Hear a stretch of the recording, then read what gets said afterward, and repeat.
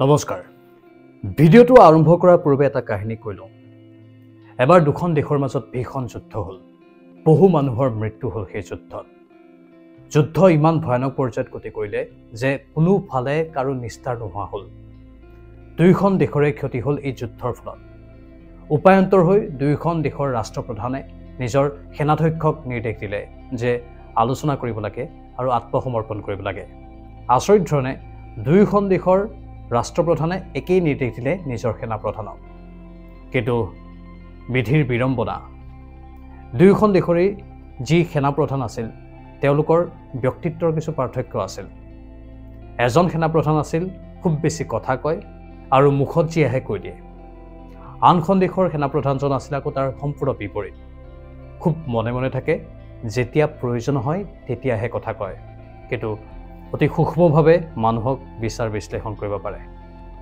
কথামতে কাম দুই দেশৰ সেনাপ্ৰধান বহিল আলোচনাত আৰু আচৰিত ধৰণে দুইখন দেশৰ সেনাপ্ৰধানে এটাই মটিভ লৈ গৈছিল যে আমি আত্মসমৰ্পণ কৰিম কাৰণ আমাৰ বহু সৈন্যৰ মৃত্যু হৈ গৈছে আসলে দুইখন দেশৰ সেনাপ্ৰধানে গমে পোৱা নাছিল কাৰ কিমান শক্তি আছে কাৰণ দুই ফালৰ পৰা আক্ৰমণ প্ৰত্যাক্ৰমণ হৈছে এখন দেশে ভাবিছে যে আনখন দেশৰ শক্তি আমাতকৈ বেছি এই মুহূৰ্তত আমি হয়তো তিষ্ঠি থাকিব নোৱাৰিম আনখন দেশে ভাবিছে যে তেওঁলোকৰ শক্তি আমাতকৈ বেছি আমি হয়তো তিষ্ঠি থাকিব নোৱাৰিম কিন্তু যিজনে বেছি কথা কয় সেইজন যেতিয়া কম কথা কোৱা সেনাপ্ৰধানজনৰ সন্মুখত আহিল তেতিয়া কোনো কথাৰ অৱতাৰণা নকৰাকৈ হলখলীয়াকৈ এফালৰ পৰা কথাবোৰ কৈ যাবলৈ ধৰিলে যে ইমান ক্ষতি হৈছে আমাৰ ইমান হেৰি হৈছে এতিয়া আমি আৰু এনেকৈ থাকিলে নহ'ব আমি আত্মসমৰ্পণ কৰিব বিচাৰোঁ বহু বলকি সেই সেনাপ্ৰধানজনে প্ৰথমেই সেই প্ৰস্তাৱটো আগবঢ়াই দিলে আৰু যিজনে খুব সূক্ষ্মভাৱে বিষয়বোৰ চাই খুব কম কথা কয় তেওঁ মাত্ৰ শুনিম বুলি ভাবিছিল কথাখিনি কিনো কয় তেতিয়া তেওঁৰ বাবে আলাদিনৰ চাকি পাই যোৱাৰ দৰে এক ঘটনা সংঘটিত হৈ গ'ল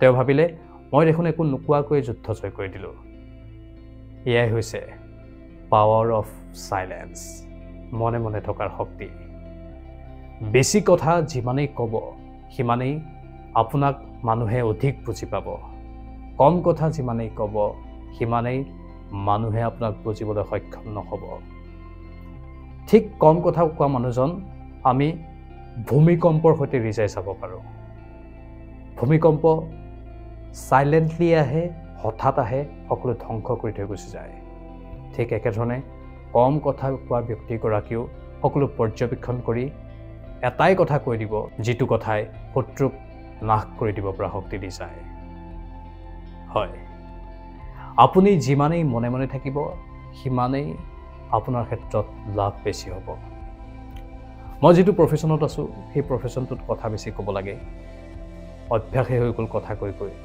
আৰু যিমানেই কথা কৈ থাকোঁ সিমানেই মই নিজেই অনুভৱ কৰোঁ মই ইমান কিয় কথা কৈ আছোঁ আনকি বাহিৰতো অভ্যাস হৈ গ'ল যে কথা বেছি ক'ব লাগে বেছি কথা মুখৰ পৰা ওলাই যায় মানুহৰ আগত বেছি কথা কওঁ মানুহে সস্তীয়াভাৱে লয় কথাবোৰ আৰু যিমানেই কথা ক'ব সিমানেই আপোনাৰ অজ্ঞানতাৰ দিশটো ফুটি উঠে আপুনি কিবা জানক বা নাজানক কম কথা কওক সেই কম কথা কোৱা মানুহজনক মানুহে বহুত জানা বুলিও ভাবি ল'ব পাৰে আৰু এটা মিষ্ট্ৰি হৈ থাকে এটা ৰহস্য হৈ থাকে এওঁ ইমান কম কথা কয় এওঁৰ ভিতৰত আচলতে আছে কি আপুনি সেই ৰহস্যটো উদ্ঘাটন কৰিবলৈ বহু সময় ল'ব লগা হয় কিন্তু যিজনে বেছি কথা কয় তেওঁৰ একো ৰহস্যই থাকি নাযায় সেই মানুহজন যিমানে খোলা কিতাপ হৈ যায় সিমানেই তেওঁ আনজনৰ দৃষ্টিত এক প্ৰকাৰ সস্তীয়াও হৈ যাব পাৰে তাৰো আশংকা থাকি যায় আৰু কম কথা যিমানেই ক'ব সিমানেই আৰ্গুমেণ্ট কম হ'ব সিমানেই বিতৰ্কৰ সৃষ্টি নহ'ব সিমানেই কোনো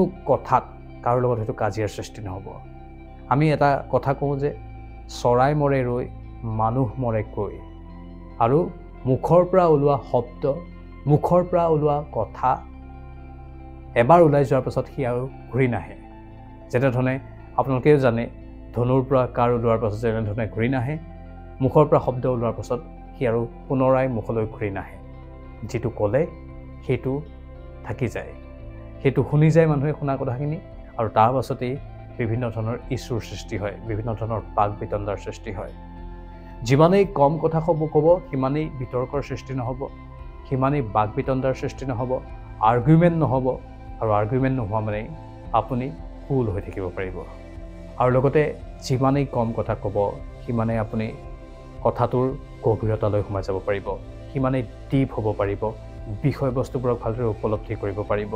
আপোনাৰ কষ্টখিনি অথলে নাযাব। কথা যে কৈ থাকে, কথা কওঁতে বহুত কষ্ট হয়, আমাৰ ব্ৰেইনটোৱে বহুত কষ্ট পায়। মই এজন বিশেষ বিজ্ঞানীৰ সৈতে এটা সাক্ষাৎকাৰ লৈছিলোঁ, তেতিয়া তেওঁ কৈছিলে যে মানুহে কথা কওঁতে শক্তি বেছি ক্ষয় হয়। যিমানেই কথা ক'ব সিমানেই আমাৰ ব্ৰেইনটোৰ ওপৰত প্ৰভাৱ পৰে, আমাৰ ব্ৰেইনটোৰ কষ্ট সিমানেই বেছি হয়। এতিয়া আমাৰ বাৰু প্ৰফেশ্যন, সেইকাৰণে উপায় নাই, আমি প্ৰফেশ্যনত থাকি কথা ক'বলৈ বাধ্য হৈ যাওঁ, কিন্তু যিমান কম কথা ক'ব পাৰি সিমানেই ভাল। এতিয়া আজিকালি মই আজি 2-3 মাহৰ পৰা লাহে লাহে চাইলেণ্ট হ'ব শিকিছোঁ, লাহে লাহে কথা ক'বলৈ শিকিছোঁ। সেইবোৰ চব মই নিজে শিকি আছোঁ, সেয়েহে মোৰ ভিডিঅ'বোৰৰ জৰিয়তে আপোনালোকৰ বাবে আনি আছোঁ। সেইদিনাখন আমাৰ অফিচৰ এগৰাকী মেকআপ আৰ্টিষ্টেও সেইখিনি কথাই কৈ আছে। তেতিয়া মই ভৰ দিছিলোঁ, হয়, মানুহ মনে মনে থাকিব লাগে। মানুহ মনে মনে থাকিলে আন মানুহক অবজাৰ্ভ কৰিব পাৰে, আৰু আন মানুহক যেতিয়া অবজাৰ্ভ কৰিব তেতিয়া চাব আপোনাৰ নিজৰ ভিতৰতে সেই কোৱালিটিটো কিমান গাঢ় হৈ পৰিছে। আপুনি লাহে লাহে পৰিপক্ক হৈ উঠিছে, আৰু আপোনাৰ মুখৰ পৰা এনেকুৱা কিছুমান কথা ওলাই যোৱা নাই যিবোৰ কথাই মানুহৰ মাজত এনেই বিভ্ৰান্তিৰ সৃষ্টি কৰিব পাৰে, এনেই কাজিয়া এখন লগাব পাৰে, এনেই শত্ৰুৰ সৃষ্টি কৰিব পাৰে। মানে কম কথা কোৱা মানেই আপোনাৰ শত্ৰু কম হৈ যোৱা। যিমানে বেছি কথা ক'ব সিমানে কিন্তু আপোনাৰ শত্ৰু বাঢ়ি যোৱাৰ আশংকা থাকে। কিন্তু সেইবুলি এইটো কথা নহয় যে আপুনি একো জ্ঞান নথকাকৈ একেবাৰে বুৰ্বক হৈ কম কথা কৈ বহি থাকিব। আচলতে কম কথা কোৱা মানে অজ্ঞানী নহয় বা বুৰ্বক নহয়। তাৰ বাবে আপুনি কিতাপ পঢ়িব লাগিব, তাৰ বাবে আপুনি নিজৰ মাজতে এটা প্ৰেক্টিছ কৰিব লাগিব, নিজক সময় দিব লাগিব। কম কথা কৈ আপুনি নিজক কেনেধৰণে আপগ্ৰেড কৰিব পাৰোঁ তাৰ প্ৰয়াস কৰিব লাগিব, আৰু যিমানেই নিজকে আপগ্ৰেড কৰি গৈ থাকিব সিমানেই আপুনি কম কথা কৈও জগত চিনিব পাৰিব। চাণক্যও সেই কথাটো কৈ গৈছে, স্থান, কাল, পাত্ৰ। আমি জানিব লাগে ক'ত, কেতিয়া, কিমান কথা ক'ব লাগে। আমি কথা ক'ব লাগিব, কিন্তু সেই কথাখিনি প্ৰয়োজনতহে, অযথা আমি কথা কৈ থাকিব নালাগে। স্থান, কাল, পাত্ৰ চাই মেলিহে আমি কথা ক'ব লাগে। য'ত যি কথাৰ প্ৰয়োজন সেই সময়তহে আপুনি কথাবোৰ প্ৰয়োগ কৰক বা আপোনাৰ মুখখন খোলক। য'ত মনে মনে থাকিব লাগে তাত আপুনি মনে মনে থাকক, আৰু মনে মনে থকা মানুহজনকেই মানুহে বেছি জনা মানুহ বুলি ভাবি লয়, শক্তিশালী মানুহ বুলি ভাবি লয়। কিন্তু আপুনি তাৰ বাবে অৱশ্যে জানিব লাগিব, তাৰ বাবে আপুনি পঢ়িবও লাগিব, তাৰ বাবে নিজকে যিমান পাৰি সিমান ডেভেলপ কৰিবলৈ চেষ্টাও কৰিব লাগিব, তাকো চাইলেণ্টলি, অতি মনে মনে আপুনি যিমানেই গভীৰতালৈ যাব বিষয়বস্তুবোৰৰ, তাৰ পাছত চাওক যি 2-এটা কথা কৈ দিব সেই কথাখিনিয়েই অস্ত্ৰৰ দৰে লাগিবগৈ আনজনৰ শৰীৰত। মানে শত্ৰুক দমন কৰাৰ ক্ষেত্ৰত বা আপোনাৰ শত্ৰুক পৰাজিত কৰাৰ ক্ষেত্ৰতো আপুনি মনে মনে থকাটোৱেই মূল ক্ৰিয়া হিচাপে বিবেচিত হয়। মনে মনে থাকক, সকলো কামেই সমাধা হৈ যাব। চাইলেণ্ট, একেবাৰে চাইলেণ্ট। আৰু চাইলেণ্ট থকা মানে আমাৰ ব্ৰেইনটোক ৰেষ্ট দিয়া, আমাৰ ব্ৰেইনটোক চিন্তা কৰিবলৈ শক্তি দিয়া।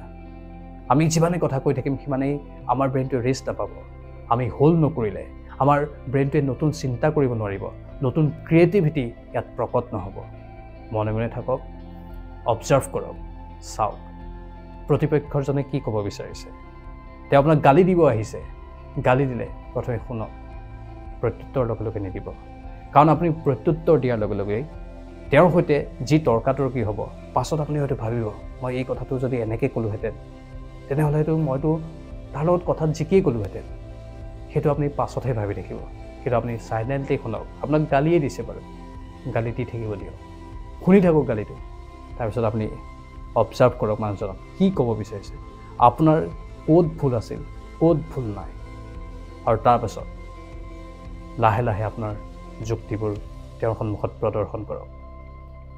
যিমানেই যি নহওক, পৰিস্থিতি যিমানেই যি নহওক, অৱশ্যে হয় এটা ক্ষেত্ৰত ব্যতিক্ৰম হ'ব পাৰে, যদি আপোনাক কোনোবাই আঘাত কৰিবলৈ আহিছে আৰু সেই আঘাত কৰিবলৈ আপুনি অৱশ্যে ডিফেন্স কৰিবই লাগিব, তাক প্ৰতিহত কৰিবলৈ আপুনি নিজকে সুৰক্ষিত স্থানত দিবই লাগিব।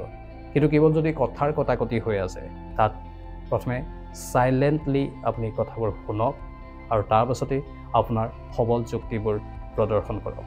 আৰু যদি আপোনাৰ একো ভুলেই নাই, আপুনি সবল যুক্তি স্বাভাৱিকতেই ভয় নোখোৱাকৈ দিব পাৰিব। এইটোৱে হৈছে মূল কথা।